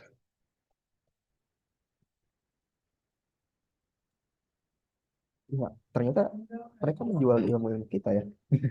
Iya. Oh Menarik, ya, menarik. jadi regenerative farming yang di Eropa tuh dari ilmu-ilmu di Jawa gitu dari ibu-ibu tentang tumpang sari namanya. Jadi penanaman tanaman dengan berbagai banyak ini apa jenis tanaman mereka saling saling melengkapi gitu. Nah itu tuh kayak ilmu dari Jawa gitu. Jadi kayak apa ya kita sebagai orang Indonesia harus belajar gitu tentang ilmu-ilmu yang kita punya gitu. Mungkin Kak Besot juga itu Aulia Akbar tentang logo IKN itu kan banyak banget dijelasin tentang apa Kalimantan kayak gitu-gitu. Nah, itu perlu juga kita belajar gitu. Jadi jangan kita belajar tentang Eropa terus desain-desain yang keren-keren tapi kita juga harus tetap belajar tentang filosofi kita. Tadi Trita Karana, terus yang tadi dari Sunda juga kayak gitu-gitu loh. Itu penting banget sih. Gitu sih. Itu aja sih dari aku. Tapi itu memang sebagai misalnya kita harus multidisiplin ke depan. Oh, iya. Mungkin aku mau nanya beberapa pertanyaan gitu ya, terutama ke Kak Yasmin tadi. Menarik banget soal project Bell-nya itu. Waduh, Keren tuh Bel. iya ya itu sampai bikin bahasanya dari bakteri juga. Nah, mungkin aku pengen nanya ini sih Kak, kayak kayak tantangan terbesarnya gitu pas ngedesain itu tuh apa gitu, karena kan itu harus kayak mikirin banget tuh secara holistiknya gitu. Terus sampai bikin bahasanya, terus mikirin berbagi kan value dari brandnya itu jangan sampai komunikasinya salah dan lain-lainnya kayak gitu. Tantangannya itu gimana sih gitu? Sebenarnya sih aku nggak involve langsung di projectnya ya. Jadi aku hanya menyampaikan apa yang udah teman-teman aku kerjain gitu. Paling ya challenge terbesar. Sebenarnya kan kalau ngelihat dari Bell as value, Bell as a brand tuh dia udah tahu nih dia value-nya apa. Jadi sebenarnya kalau dari kita sih lumayan mudah juga gitu untuk mengkomunikasikannya karena si kliennya pun dia tahu eh, cara value value mereka tuh apa gitu. Jadi kita sih hanya mentranslate itu untuk bisa diterima juga nih sama consumernya gitu. Jadi jangan sampai si consumernya ini jadi lost track nih sama Bel tuh apa sih gitu. Ini tuh dari kopi emang kopi gimana gitu. Nah, jadi sebenarnya kayak, itu aja sih. Dan untuk back talknya sendiri sebenarnya kita ambil ya karena kan kita ngomongin bakteri gitu. Nah, ngomongin bakteri tuh orang kan nggak semua orang juga tahu tentang bakteri ini dan kayaknya ada aspek unik nih di bakterinya itu gitu. Makanya kita ngangkatnya si Bactal tadi. Itu mah sebenarnya salah satu cara komunikasinya aja sih. Sebenarnya kan nggak harus begitu pun nggak masalah juga gitu. Cuma yang bisa kita ambil dari si Bell ini yaitu dengan cara bikin si Bactalnya tadi. Tuh sebenarnya mudah karena kebetulan ya sejalan juga gitu. Maksudnya mereka udah tahu siapa mereka, jadi kita pun nggak terlalu susah untuk mengkomunikasikannya gitu. Itu sih paling. Karena tadi lihat ya, balik lagi ke satu visi dulu ya sama kliennya gitu ya. Satu value dulu. Mungkin kalau di Kak Yasmin tuh lebih ke nanya karena mereka, karena memang si kliennya tuh udah paham gitu ya. Tapi kalau aku ke Hendrik nih mau nanya nih, karena kan bekerja di company branding juga gitu ya, agency branding. Nah, mungkin kayak pernah nggak sih dapat satu klien yang memang nggak banget apa ya, kayak nggak peduli banget gitu tentang sustainability, tapi sebagai peranan desainer grafis tuh ada nggak sih kayak rasa pengen edukasi gitu, ayo kita sustainable gitu atau gimana? Terus kalau misalkan ada, biasanya kalau nemu klien kayak gitu tuh gimana gitu? Apakah kita ikutin egonya aja kah atau kita sebisa mungkin mah ngedukasi gitu atau gimana? Oke, disclaimer dulu ya, aku di tempat aku yang sekarang itu kayak masih masih baru gitu loh, jadi kayak belum lama. Jadi aku nggak bisa cerita terlalu panjang lebar gitu terhadap itu. Tapi setelah eh, ya beberapa bulan ini gitu ya, eh, memang ada sih beberapa klien yang memang dia apa ya kayak memang pengen banget gitu ada aspek sustainability-nya karena memang itu core value mereka gitu. Tapi ada juga yang kayak memang nggak ada gitu core value tentang sustainability, tapi sales aja kayak gitu. Nah itu kalau aku sih dari tempatku eh, kita nggak egois ya, nggak egois maksudnya eh, kalau di apa ya kayak brand identity kayak tadi aku jelasin itu kan holistik kan banyak hal gitu. Nah, kita juga apa namanya itu value yang kita pegang juga bukan kayak kita harus sustainable gitu, brand studio yang sustainable gitu. Jadi ya nggak terlalu apa ya menekankan ke sana gitu. Jadi kayak kita jalan aja apa yang mereka pengen. Ketika dia oke ya udah oke gitu. Tapi kalau memang ada yang sustainable ya kita jabanin juga gitu. Kita belajar riset juga, kita interview dan lain-lain kayak gitu. Jadi kayak benar-benar kalau lebih objektif sih, bukan subjektif gitu. Jadi kayak keinginan mereka apa kita jalanin kayak gitu. Cuman kalau pribadi, kalau aku sih memang pengennya sustainable ya kayak gitu, gitu sih. Oh ya berarti sebisa mungkin walaupun eh, apa ya klien yang nggak punya core value untuk sustainability, mungkin sebisa mungkin dari desainer grafisnya jadi pasti gitu ya harusnya. Mm. Hmm. Oke oke oke. Jawab sih. Mungkin ini Pak Ilham boleh bertanya ke apa? Boleh. Mungkin aku pengen nanya sih sebenarnya gimana cara mengurangi limbah branding seperti percetakan packaging dan tes desain untuk keperluan lainnya. Kan misalkan banyak coffee shop masih banyak menggunakan plastik kayak gitu. Untuk semuanya sih. Dimulai dari kapan? Kalau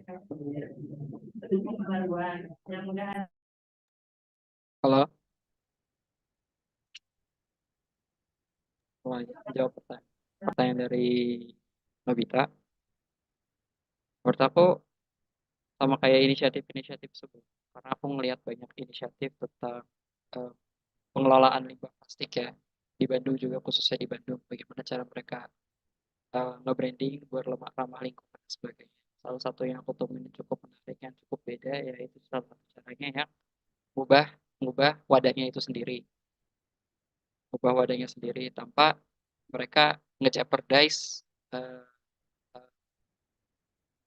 eh, harga atau budget dari produk yang mereka itu sendiri. Malah justru nambah, ada value-nya juga. Jadi mereka dapat dua-duanya, dapat penjualan produk sama dapat juga sustainability-nya itu juga.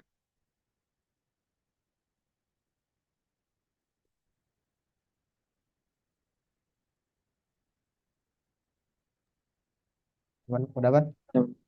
Eh, masuk ya tadi? Masuk, masuk, masuk. Oke. Nggak, aku tadi ngomong masuk gak? Iya, masuk, masuk aman-aman. Nggak, yang terakhir. Yang ubah si packagingnya itu. Ya, Hmm. sama inisiatif lainnya yaitu yang simple sih, karena maksudku platform sekarang, karena kita di platform digital juga, media sosial berperan cukup besar ya sekarang ya. Apapun itu impact-nya. Karena aku rasa apapun informasi itu sesuatu yang tidak akan sulit untuk berhenti gitu. Jadi dengan eranya kita juga, ya dari situ aja itu udah cukup bisa jadi metode atau inisiatif buat ngasih tahu orang-orang, edukasi orang-orang atau jangan menggunakan untuk sebagainya. Ketika kafe-kafe coffee shop mulai nge-campaign tentang itu juga, terus mereka beralih dengan produk-produk yang lebih ramah lingkungan atau eco-friendly products gitu juga, itu juga udah already culture. Dari hal kecil itu aja bisa ngerambah kemana-mana. Maksudku kita bisa lihat dari yang kasus yang dus-dus-duk itu kan jadi dari inisiatif juga. Gak ada yang tahu kan furnitur bisa dari kardus dengan bahan kayak gitu. Sama halnya kayak gini juga, kalau kita mau ngomong soal coffee shop produk, baik juga produk di Bandung yang sebenarnya bisa digantikan dengan bahan yang lebih ramah lingkungan. Jadi inisiatif-inisiatif kayak gini yang sebenarnya bisa kita implementasiin. Small thingsnya dulu itu. Mungkin ada jawabannya lebih komprehensif mungkin ya dari kakak-kakak. Tapi dari aku itu. Boleh nih, Kak siapa ya? Hendrik atau Kak Yasmin mau menanggapi pertanyaan dari Ilham ini. Katanya gimana caranya ngurangin limbah packaging gitu ya, limbah packaging ya Ham ya.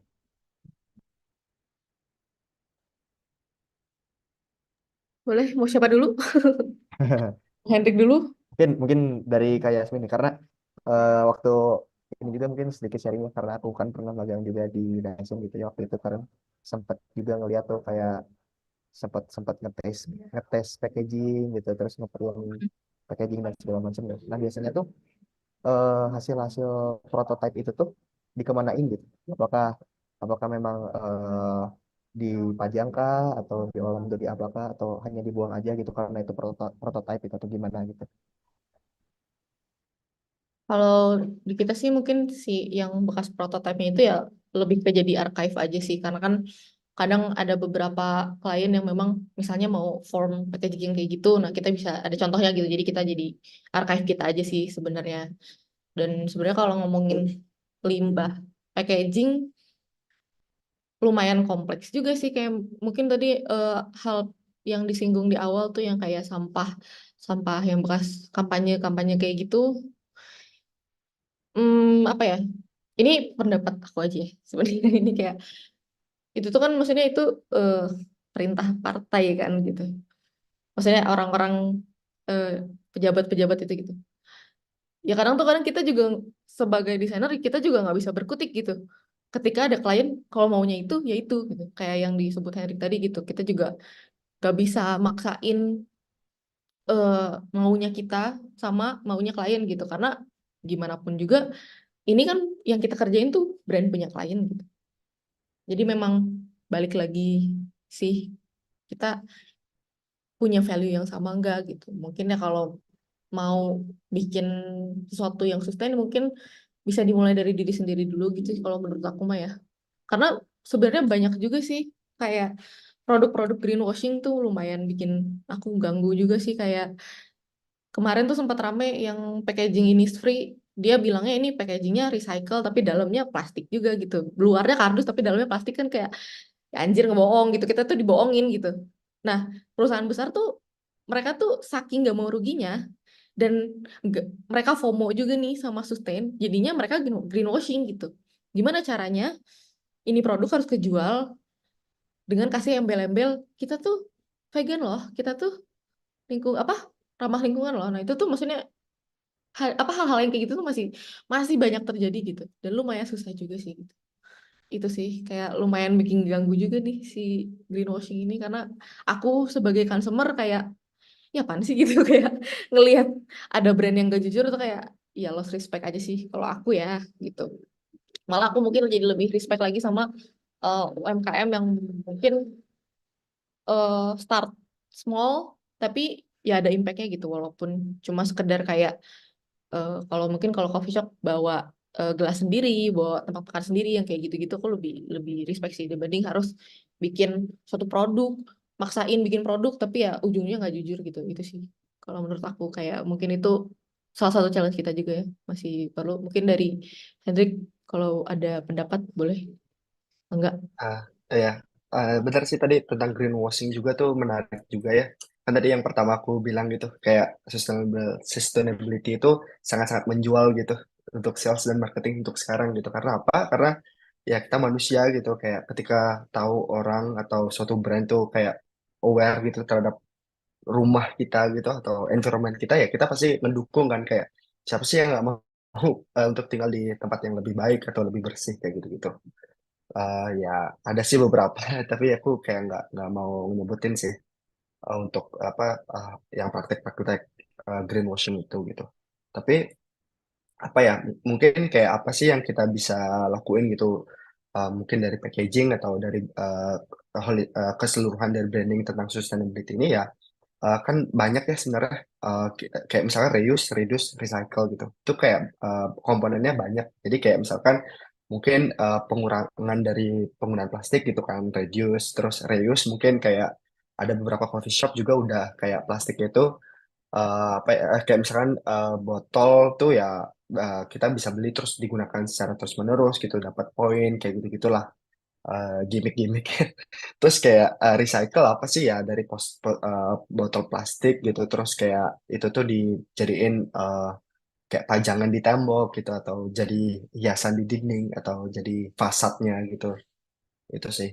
Ada banyak hal sih sebenarnya gitu. Cuman uh, balik lagi gitu, jangan yang kayak ketika sustainability itu kayak wah suatu yang grand gitu, yang besar dan susah untuk digapai gitu. Enggak sih. Sebenarnya itu dari hal-hal kecil aja gitu. Kayak contoh baju. Ini aku pakai baju hitam, kayak aku punya mungkin 20 baju hitam gitu. Kayak orang mungkin bilangnya kayak kamu kok pakai baju sama terus gitu.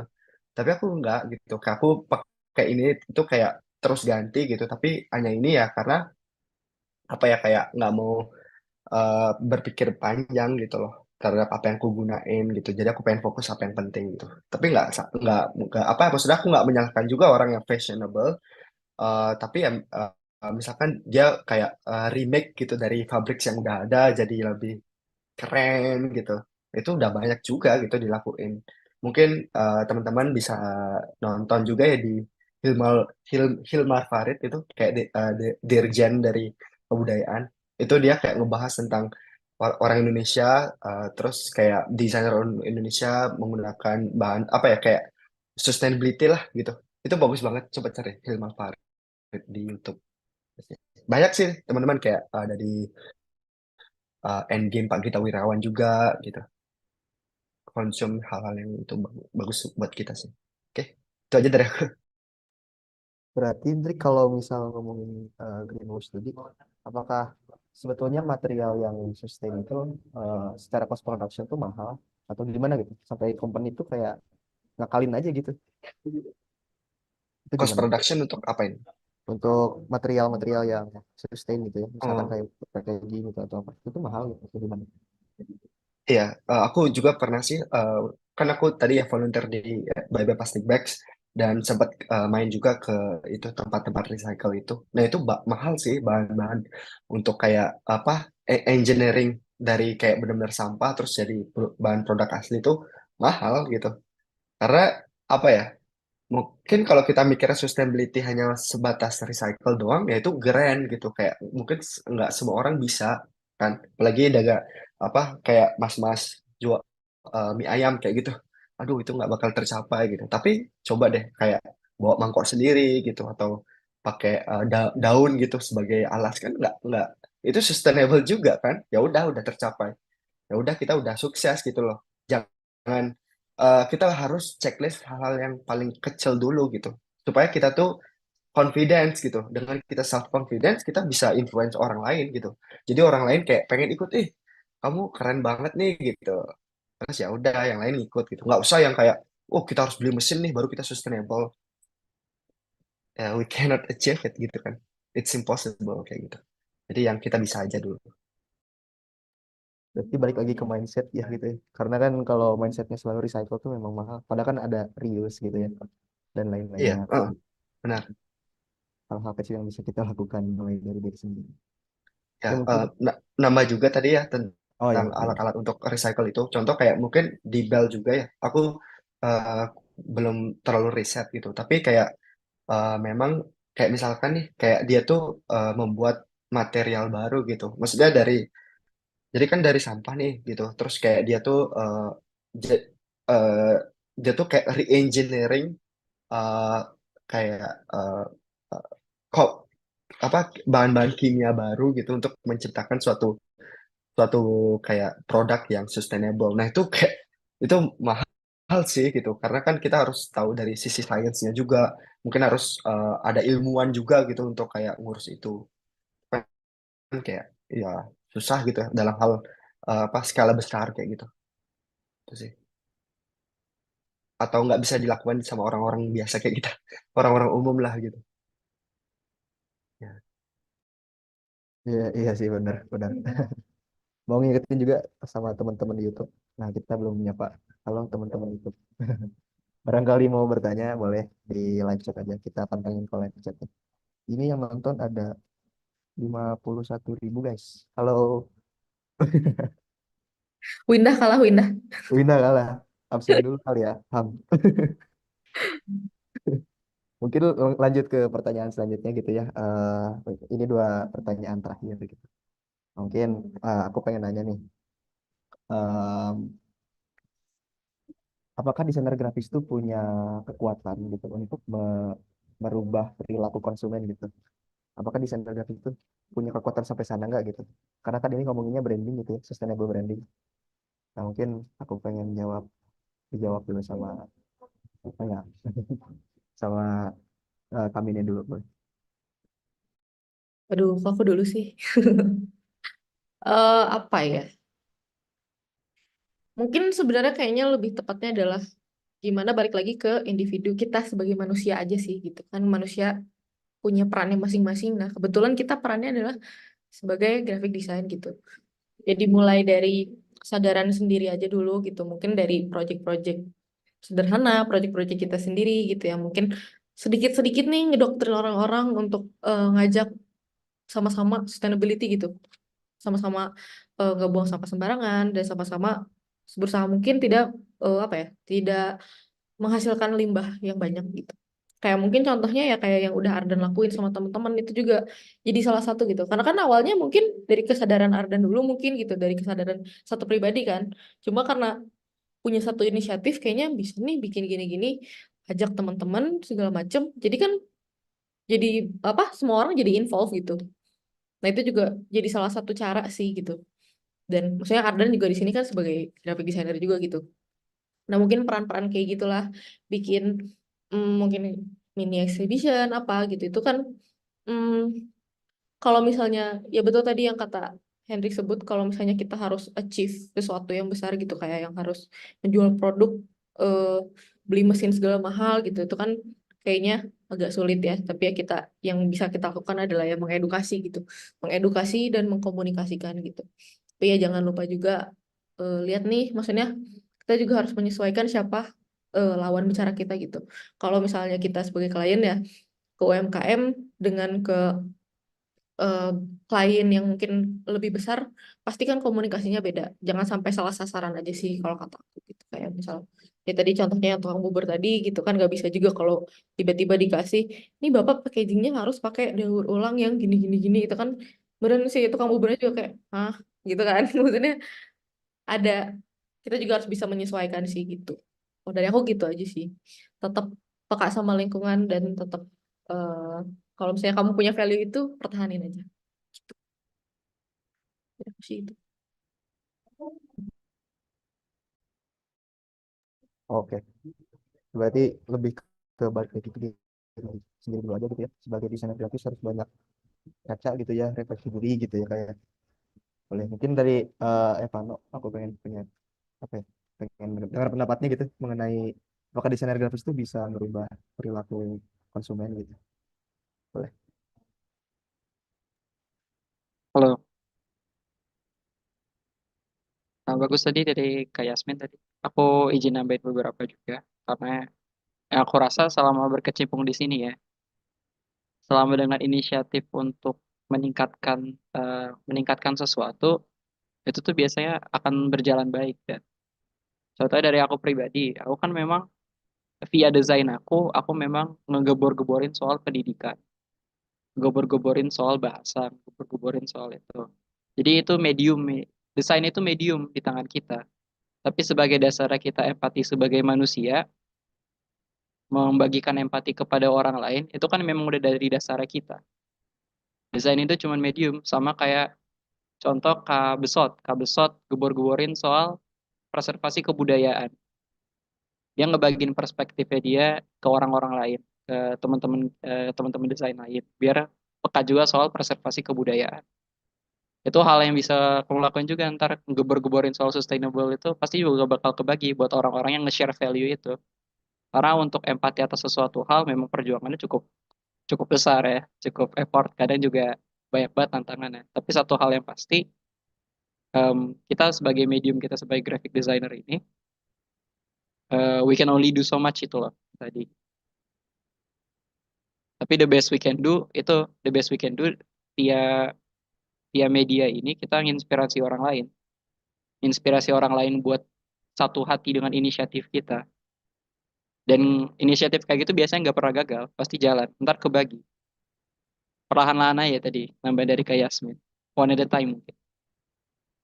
Progresif ya. Berarti intinya mah bikin aja dulu ya pada. Boleh boleh dari Hendrik. Apa nih? Oke, kalau dari aku sebagai seorang desainer atau graphic designer gitu tentang sustainability ini, yang pertama sih aku setuju juga baik lagi tadi sama Yasmin sama Evano gitu. Aku percaya sih seorang desainer tuh punya mindset dan juga nilai-nilai yang baik gitu dalam dirinya.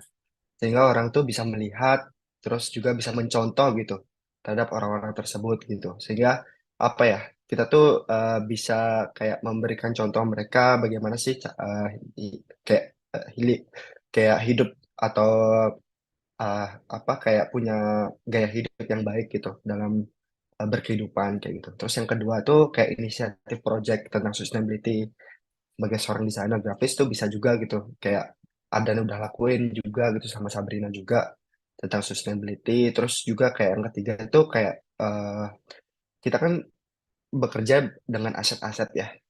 Nah itu apa ya? Mungkin lebih ke manajemennya sih. Kita harus bijak gitu dalam memanage aset-aset tersebut gitu. Contoh apa ya kayak misalkan file-file kayak misal file-file yang kayak udah lama gitu.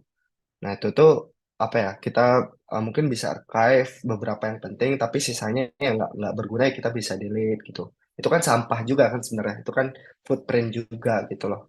Nah seorang desainer grafis juga harus bijak gitu dalam memanage aset-aset mereka. Misalkan juga kayak misalkan apa ya sekarang kan udah pakai cloud ya beberapa gitu desainer-desainer. Nah, itu tuh kayak menurutku juga dengan kita menggunakan cloud itu udah mengurangi lah gitu sampah-sampah yang apa ya sampah-sampah fisik gitu atau output-output yang bisa eh, dikeluarkan oleh seorang desainer grafis. Tapi ya kita tentunya nggak sebanyak penambang ini ya batu bara ya. Apa namanya itu polusinya atau footprint. Jadi kayak jangan terlalu ini ya. Maksudnya jangan ya kita peduli gitu. Cuman kayak kita harus happy juga gitu menjalani ini gitu. Happy dan sehingga bisa influence orang lain gitu dalam kehidupannya. Kayak gitu sih. Iya sih benar. Mulai dari archiving dulu aja ya. Organize. Ya, Benar. organize manajemen aset. Iya, iya betul betul betul. Nah, mungkin ini sekaligus pertanyaan pamungkas dan juga closing statement mungkin ya dari kakak-kakakku ini. Pertanyaannya itu mengenai apakah semua desainer grafis itu harus punya gagasan sustainability gitu dalam merancang? Mungkin aku pengen mulai dulu dari Evano. Boleh, Evan? Kenapa aku duluan? Itu jawaban serius banget. Ini dari kakak-kakak dari Dasen sama Thinking Room. Ardan sengaja banget ini mah. Enggak, Evan tadi udah, wah ini gua banget nih dan katanya gitu. Kata siapa? Boleh, boleh, Waduh. Evan. Sekalian closing statement lah.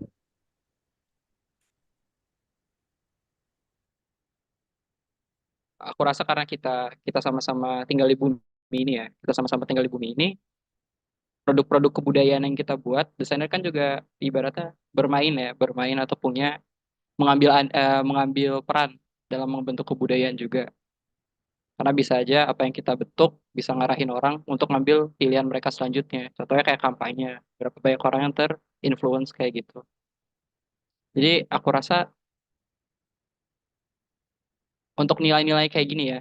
Contohnya salah satunya nilai sustainability, preservasi kebudayaan, kecintaan terhadap alam, empati untuk menjadi orang yang lebih baik, atau membagikan semangat passionate untuk berbuat lebih baik, itu sebenarnya udah nilai dasar yang udah kita proses. Mungkin formnya beda-beda. Tapi satu hal yang pasti itu itu yang bikin kita tetap jalan loh dan that's what keeps us going. Itu yang bikin kita tetap berinisiatif, haus akan pelajaran. Jadi sebagai graphic designer juga mempunyai gagasan untuk berbuat lebih baik, regardless of the form ya aku bilang. Ini sustainability ini form yang penting juga. Karena itu lucu tadi pertanyaan yang gimana perdebatannya kalau lebih penting preservasi kebudayaan atau preservasi planet. Ya kalau mau preservasi kebudayaan nggak ada planet gimana ya? Cuman balik lagi ke itu nilai-nilai yang udah kita punya ini kita bisa shape, bisa kita bentuk untuk disesuaikan dengan masyarakat form yang mereka butuhin. Jadi aku rasa sustainability itu cuman salah satu form empati kita juga. Maksudnya kita kontribusi atau rasa cinta kita balik lagi ke bumi pertiwi itu kan juga memang wajib ya, aku bilang ya. Regardless. Kita juga sebagai desainer tahu nyampah itu gak bener. Tapi gimana cara kita bisa nginspirasi orang lain biar gak nyampah. Itu kan yang tantangannya kayak gitu yang sulit ya. Kayak tadi isu-isu kayak greenwashing gitu-gitu. Itu kita satu orang lawan corporate. It doesn't have to be like that. Semakin banyak orang yang kita bisa inspirasi, semakin juga yang bakal share value kita. Jadi gagasan-gagasan kayak gini manusiawi dan gagasan-gagasan ini yang memang harus dipreservasi, diperjuangkan bahasanya. Jadi tetap jalan aja dan soal ini. Mantap. Tapi Evan, menyentuh Betul, hati Pertiwi itu siapa ya? Bumi, Pertiwi. perti- bumi Oh, pertiwi. Rumahnya Pertiwi. Boleh, aku lanjut ke Hendrik deh. oke. Apakah ya, Mungkin nggak panjang ya dari aku gitu, karena sebenarnya juga udah sempat beberapa disampaikan juga gitu. Nah, tapi kalau dari sisi aku sendiri gitu ya, kayak melihat dari Denika Flash itu yang bagaimana orang luar menjual regenerative farming yang dimana sebenarnya itu uh, tumpang sari gitu di Indonesia di Jawa kayak gitu. Nah, jadi aku kayak sekarang benar-benar lagi belajar nih tentang ilmu kita semua gitu. sama yang kayak dilakuin Kak Besot juga, aku look up tuh ke dia juga gitu. Jadi belajar tentang apa yang udah kita milikin, itu agak susah ya gitu, karena kita cenderung untuk melihat rumput tetangga gitu. Sedangkan apa yang kita punya tuh kita lupa kayak gitu. Nah, itu sih gagasanku mungkin, em, kalau aku dalam mendesain itu harus balik lagi terhadap nilai-nilai apa yang kita punya, terus juga kayak apa, diusahakan gitu untuk output itu jangan terlalu banyak carbon footprintnya lah gitu. Kalau bisa efektif atau seefisien mungkin dalam hal mungkin tadi ya managing aset, organisasi aset kayak gitu. Terus kalau produk, kalau bisa jangan terlalu nyampah banyak dalam hal trial and error-nya gitu loh. Jadi kayak kalau bisa satu ya satu gitu. Kalau mungkin max mungkin tiga lah kayak gitu. Jangan sampai apa ya membuang-buang banyak resources kayak gitu sih. Sekian dan terima kasih. Oke ya, Hendrik, mantap sekali. Boleh ke Kak Mine nih. Apakah setiap desainer Oh, kalau dari aku mungkin eh, lebih ke benerin dulu nih mindset sustainability-nya dulu nih. Kan sustainability tuh kayak tadi tuh Firza mikirnya kan sustainability itu eh, harus berkepanjangan, desain yang eh, awet sampai berapa ratus tahun. Nah, itu tuh memang iya, tapi mungkin kita juga harus apa ya? Kita geser dulu nih mindsetnya bahwa sederhana pun bisa sustainability gitu. Sesimpel kayak tadi yang kata Hendrik, managing aset segala macamnya itu tuh salah satu upaya kita juga kok sebagai desainer gitu. Jadi mungkin eh, apapun upayanya, sekecil apapun, kalau memang mau diperjuangkan, tetap bisa kok gitu. Tetap jadi impact yang besar juga buat kita semua gitu, secara nggak langsung. Sebenarnya gitu sih. Jadi mungkin lebih ke jangan mikir sustainable tuh ada sesuatu yang ribet. Itu sih sebenarnya. Modalnya adalah itu. Kalau dari aku.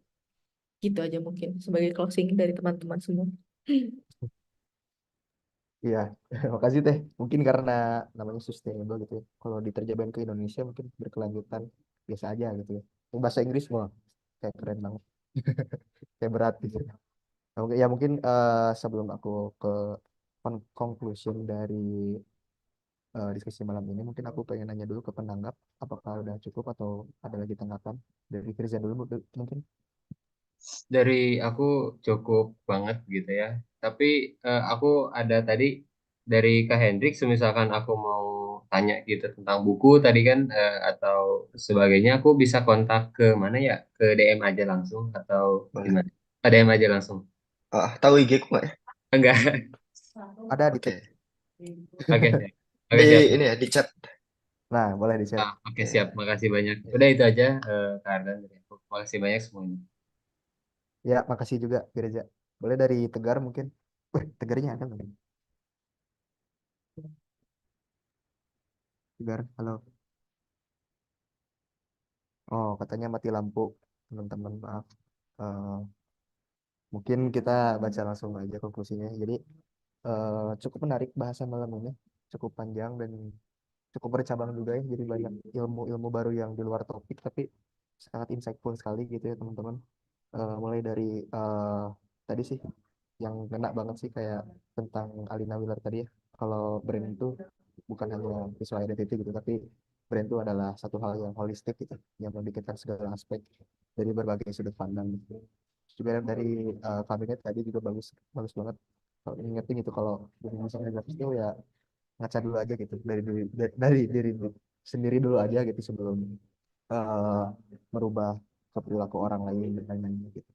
Terus juga dari Evano tadi bagus banget bilang kalau kita tuh harus ya inisiasi gitu ya, bikin dulu aja gitu. Karena memang udah kodratnya manusia gitu ya untuk menjaga lingkungan dan segala macamnya gitu. Mungkin nanti aku akan share juga konklusi malam ini secara lengkap gitu ya, menjadi satu draft yang utuh di via chat gitu. Eh, dari Ilham ada tambahan? Aman? Oke. Kalau kayak gitu aku mau ngucapin terima kasih banyak ke Hendrik, Kak Yasmin dan juga Kak Evanol beserta para penanggapnya Tegar dan Firza. Sebelum aku tutup, aku pengen foto bareng dulu sama teman-teman di sini. Karena mungkin kita jarang ketemu ya, padahal kita teman dan akrab. Boleh, boleh. Kita bergaya. Gue hitung ya. 1, 2, 3. Sekali lagi, sekali lagi. 1, 2. Nah, Tegar. Tegar, ayo on cam. 1, 2, 3. Oke, terima kasih. Boleh Ilham ditutup aja. Terima kasih Kak semuanya atas bantuannya, Kak Yasmin, Kak Henry, dan Evan juga penanggap lainnya. Tegar, Terima kasih juga. semangat jalan Tegar. Terima kasih juga teman-teman di YouTube. Terima kasih teman-teman di YouTube. Diskusi malam ini kita tutup sama-sama. Assalamualaikum warahmatullahi wabarakatuh. Ya, sampai ketemu lagi. See you guys. Thank you. Thank you Hendrik. Thank Sukses you. terus. Sukses Amin, terus amin. ya. Cepet SDS, cepet SDS. April doain, April. Amin bareng. Yoi. Kirain Pokoknya kirain cepet lang SDS yang belum